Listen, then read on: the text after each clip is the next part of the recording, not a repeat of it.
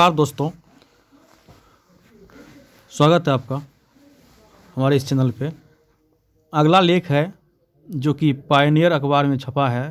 आप देख सकते हैं आज 7 जनवरी 2023 को ये एक हल्द्वानी प्रकरण अभी चल रहा है, जिसमें कि लोगों को राहत मिला है। तो उसमें क्या लेख है देखिए, पढ़ते हैं। उत्तराखंड के हल्द्वानी में रेलवे की भूमि से अवैध कब्जेदारों को हटाने के अभियान पर सर्वोच्च न्यायालय ने फैसला देते हुए लोगों को बहुत राहत दी है। सर्वोच्च न्यायालय ने ठीक ही कहा कि 50,000 लोगों को रातों रात नहीं उजारा जा सकता है। यह एक मानवीय मुद्दा है और इसके लिए कोई कारगर समाधान तलाशा जाना चाहिए। अचानक बेघर बार हुए लोगों की स्थिति वास्तव में बहुत कठिन हो जाती है।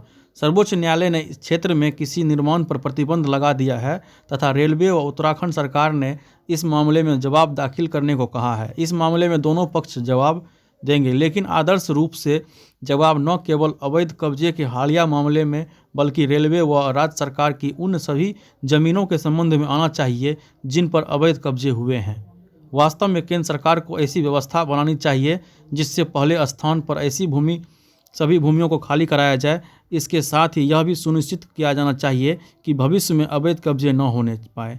संभवतः सर्वोच्च न्यायालय इसे ही कारगर समाधान मानेगा, लेकिन क्या यह संभव है?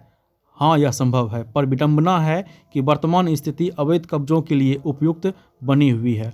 हल्द्वानी की स्थिति तथा घटनाक्रम पर अनेक प्रतिक्रियाओं से स्थिति स्पष्ट होती है। हल्द्वानी रेलवे स्टेशन के निकट 2 किलोमीटर क्षेत्र में मकान, सरकारी स्कूल समेत स्कूल, पानी की टंकियां, मस्जिदें, मंदिर और दुकानें आदि बने हैं। यह सारा निर्माण कई दशक में हुआ। क्षेत्र में नदी के निकट अवैध खनन के बाद 2013 में यह कॉलोनी चर्चा में आई। जब मामला उच्च न्यायालय पहुंचा तब उसने ज़मीन खाली कराने का आदेश देते हुए यह सुझाव भी दिया कि इसके लिए अर्धसैनिक बलों का भी उपयोग किया जा सकता है। लेकिन सर्वोच्च न्यायालय को उच्च न्यायालय का यह निर्णय सही नहीं लगा। हमेशा की तरह यह मुद्दा राजनीतिक चमकाने का माध्यम बन गया। एक्टिविस्ट व कांग्रेस नेता राज्य में भाजपा सरकार पर आरोप लगा रहे हैं कि लोगों से अवैध कब्जे खाली कराने का प्रयास इसलिए हो रहा है कि क्षेत्र में अधिकांश निवासी मुसलमान हैं। वरिष्ठ कांग्रेस नेता व पूर्व मुख्यमंत्री हरीश रावत ने कहा है, उत्तराखंड एक आध्यात्मिक राज्य है।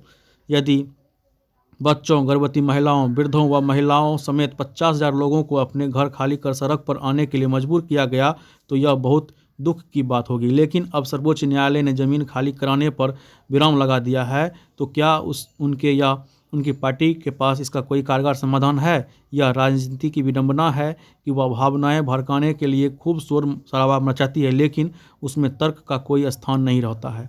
कहा जाता है कि राजनीति विज्ञानी अगली पीढ़ी के बारे में सोचते हैं, पर राजनेता केवल अगले चुनाव के बारे में सोचते हैं।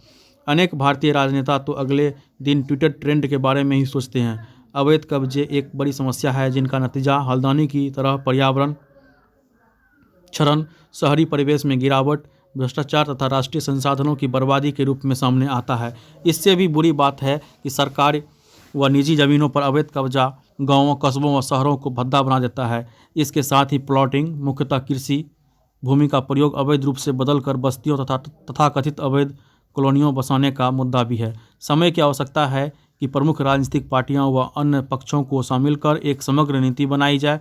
हमारे राजनेताओं को इसकी पहल करनी चाहिए, लेकिन दुख की बात है कि अनेक नेता एक दूसरे से लड़ने में लगे हैं। धन्यवाद।